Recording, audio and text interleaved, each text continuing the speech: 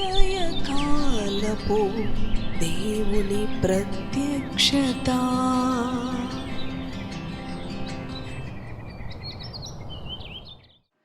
Praise the lord, హల్లెలూయా. ప్రభునందు ప్రియ దేవుని బిడలారా, ప్రభు యొక్క అత్యంత కృపను బట్టి మరి యొక్క ఉదయకాల దేవుని ప్రత్యక్షపు వాక్కులోనికి వచ్చి ఉన్నాము. ఆయన వాక్కు మన జీవితాలకు గొప్ప సమాధానమును, సంతోషమును కలగచేస్తూ ఉన్నది. పరిస్థితులను బట్టి కలవరపడక, భయపడక ప్రభు అంటున్నాడు, ప్రతిదినము ఆయనలో నీవు ఆనందించాలి అని. ఈ దినచర్యను ప్రభుతోనూ మరి సంతోషముతో, సమాధానముతో ప్రారంభించాలి. ప్రియ దేవుని బిడలారా, రండి మన పరిశుద్ధ గ్రంథాలను తెరిచి లూకా సువార్త 5వ అధ్యాయం 5వ వచనమును ధ్యానం చేసుకుందాం. సీమోను ఏలినవాడ, రాత్రి అంతయు మేము ప్రయాసపడితిమి గాని మాకేమియూ దొరకలేదు, అయినను నీ మాట చొప్పున వలలు వేతునని ఆయనతో చెప్పెను. హల్లెలూయా, దేవునికి స్తోత్రం. ప్రభునందు ప్రియ దేవుని బిడలారా, మరి పరిశుద్ధ గ్రంథములో ప్రభు యొక్క శిష్యులలో మరి ప్రథమ శిష్యుడిగా పిలువబడుతున్న సీమోను పేతురుతో ప్రభు చెప్తా ఉన్నాడు కదా. మరి ఆయన అంటూ ఉన్నాడు, వలలు వేయమని. చేపలు పట్టే జాలరులకు ఏ సమయంలో చేపలు వారికి దొరుకుతాయో, వారికి ఎంతో అనుభవము ఉన్నప్పటికీ కూడా రాత్రంతా కూడా వారు శ్రమపడి ఒక్క చేప కూడా వారికి దొరకనందున మరి వారి వలలు కడుగుకుంటూ మరి ఆ యొక్క సరస్సు దగ్గర ఉన్నప్పుడు జన సమూహము ఆయన మీద పడుచు ఉండగా ఆయన ఇలా కుదరదు అని సీమోను తో పాటు ఉన్న జాలరులు కూడా వారి వలలు కడుగుకొనుచుండగా సీమోనుదైన ఒక దోణెను ఆయన ఎక్కి, ప్రియ దేవుని బిడ్డలారా, జన సమూహమునకు దేవుని వాక్యమును బోధించిన తరువాత మరి హృదయ అంతరంగాలను ఎరిగిన దేవుడు కనుక, మన తలంపులను ఎరిగిన దేవుడు కనుక సీమోను యొక్క తలంపులు ఆయనకు తెలుసు.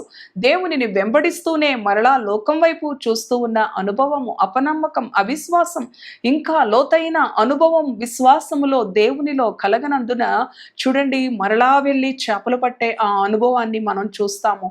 రాత్రంతా కూడా వారు చేపలు పట్టడానికి ఎంతో ప్రయాసపడినప్పటికీ కూడా ఏమి ప్రయోజనం లేదు అంటూ ఉన్నాడు. ఏలినవాడ, రాత్రంతా మేము ప్రయాసపడితిమి కానీ మరి చూడండి మాకేమియూ దొరకలేదు.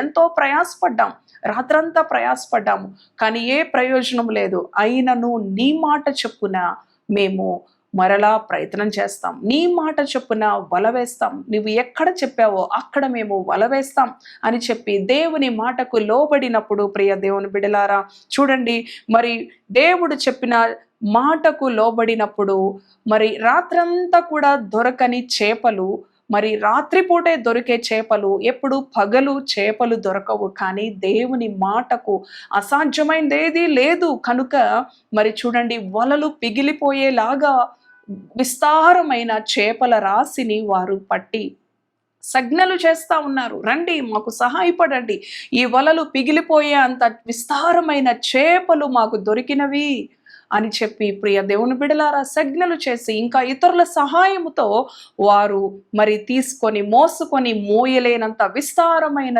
చేపలను వారు పట్టిన అనుభవాన్ని చూస్తా ఉన్నాం.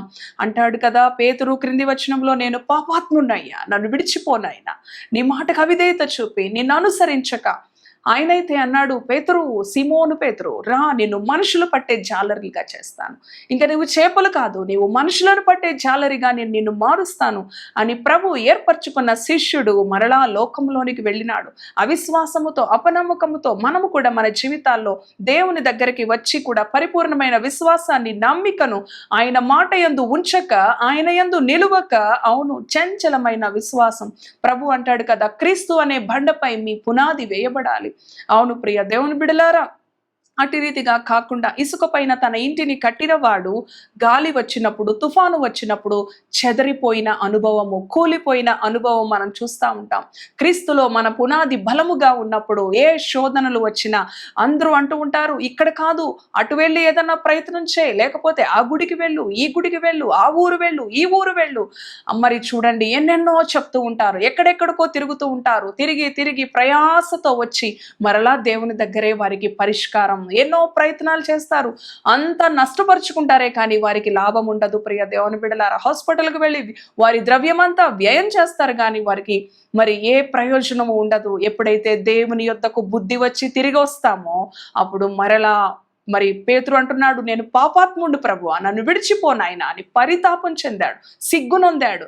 గొప్ప దేవుణ్ణి, సృష్టికర్త అయిన దేవుణ్ణి, ఐశ్వర్యవంతుడైన దేవుణ్ణి, ఘనత కలిగిన దేవుణ్ణి, అద్భుతమైన దేవుణ్ణి నేను విడిచిపెట్టి మరలా వచ్చి చేపలు పట్టే జాలరిగానే నేను ప్రయత్నం చేశానే అని ఎంతో వేదనతో చెప్తూ ఉంటాడు. తర్వాత 6వ వచనం 11వ వచనంలో చూస్తే, వారు దోణిలను ధరికి చేర్చి సమస్తమును విడిచిపెట్టి ఆయనను వెంబడించిరి. హల్లెలూయా. తెలుసుకున్నాడు, తనకు వెలిగింపైంది, తనకు ప్రత్యక్షపరచబడి ఉన్నది. ప్రియ దేవుని బిడ్డ, అవును, నేను సృష్టికర్త అయిన దేవుని అనుసరిస్తే ఆయన నన్ను మనుషులు పట్టే జాలరిగా మారుస్తానంటే మరలా నేను వెళ్ళి చేపలను పట్టే అనుభవంలోనికి వచ్చానని సిగ్గుతో, అవును, మరలా సరిచేయబడి సమస్తమును కూడా విడిచిపెట్టి వేసి, అవును, ఈ లోక సంబంధమైనదంతయు కూడా విడిచిపెట్టి ప్రభువుని వెంబడించిన శిష్యుడిగా ఉన్నాడు. ప్రియ దేవుని బిడలారా, ఈ రోజున మన జీవితాలలో కూడా, అవును, విడిచిపెట్టవలసినవి విడిచిపెట్టి ఆయనను అనుసరించినప్పుడు, ఆయనను వెంబడించినప్పుడు, ఆయనకు లోబడినప్పుడు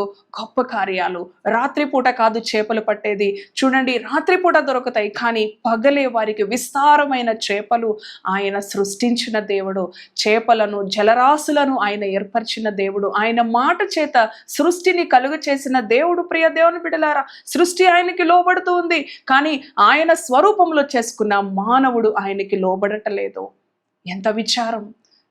దేవుడు ఎంతో దుఃఖిస్తూ ఉంటాడు. కనుక మన సొంత ఆలోచనలు, సొంత ప్రయత్నాలు కాకుండా తండ్రి నీ చిత్తమే సిద్ధించు.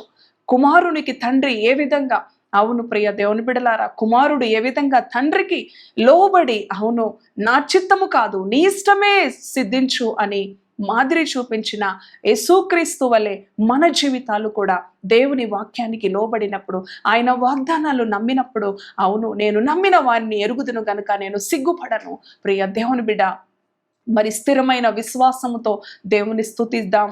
ఎన్ని శ్రమలున్నా, ఎన్ని శోధనలున్నా, ఎంత కష్టమున్నా కూడా నీ కష్టములో, నీ శ్రమలో కూడా ప్రభువుకి కృతజ్ఞతలు తెలియచేయి. ఏ బలహీనత ఉన్నా, ఏ వ్యాధి ఉన్నా ఆ వ్యాధిలో కూడా కీర్తనలు పాడు, దేవుని స్తుతించు. తద్వారా నీకు స్వస్థత శీఘ్రముగా లభిస్తూ ఉన్నది. ప్రియ దేవుని బిడ్డ, ఏ సమస్య అయినా దేవుని పాదాల చెంత నీకు గొప్ప పరిష్కారం ఉన్నది అంటున్నాడు. నన్ను విడిచిపోనైనా నేను పాపాత్ముడు అంటున్నాడు పేతురు. ఎంతో మరి కనువిప్పైంది. అలాగే ఈ ఉదయకాలం మన ఆధ్యాత్మిక జీవితాలలో కూడా, అవును ప్రియ దేవుని బిడలారా, మరి మనము కూడా నూతనీకరించబడి దేవుని నూతన హృదయముతో ఆరాధించే వారంగా, గణపరిచే వారంగా ప్రతిరోజు కూడా దేవుని సన్నిధిలో మనము ప్రణమిలుదాం. తలలు వంచండి, ప్రార్థిద్దాం. దయగలిగిన తండ్రి, పరిశుద్ధుడా, నీ గణనామాని కొందనాలు. అవును ప్రభువా, నీ మాట చొప్పున తండ్రి మేము ఎప్పుడైతే లోబడతామో, నీ మాట చొప్పున మేము ఎప్పుడైతే ప్రవర్తిస్తామో, నీ మాట చొప్పున ఎప్పుడైతే మేము నడుస్తామో అక్కడ ఆశీర్వాదం, అక్కడ అద్భుతం, అక్కడ గొప్ప కార్యాన్ని మేము చూడగలం ప్రభువా. నీ మాటను తిరస్కరిస్తే మాకు నష్టమే, నీ మాటకు అవిధేయత చూపితే మాకు ఓటమే ప్రభువా. దేవాని కొందనాలు. పేతురు అంటున్నాడు, నన్ను విడిచిపో, నేను పాపాత్ముడిని అని తెలుసుకున్నాడు. మరలా ఎప్పుడు కూడా అటువైపు వెళ్లకుండా సమస్తమును విడిచిపెట్టి నిన్ను వెంబడించిన మరి పేతురును గొప్ప సేవకుడిగా, ప్రవక్తగా, అవును ప్రభువా, ఎంతో గొప్పగా వాడుకున్నావు తండ్రి. నీకు వందనాలు, స్తోత్రాలు తండ్రి. ఈ ఉదయకాలం ఈ మాటలు విన్నా నీ బిడ్డల జీవితాల్లో కూడా వారి ఆధ్యాత్మిక జీవితాలు పరిపూర్ణంగా క్రీస్తు అనే బండపై బలముగా ప్రభువా, ఏ శోధనలు వచ్చినా, ఏ తుఫానులు వచ్చినా, ఏ అడ్డులు ఆటంకాలు వచ్చినా తండ్రి నిన్ను విడువకుండా హత్తుకొని ఇంకనూ నీకు సమీపంగా జీవించే కృపతో నీ బిడ్డలను నడిపించమని యేసు నామములో ప్రార్థిస్తున్నాను తండ్రి. Amen. Amen. Praise the Lord. God bless you.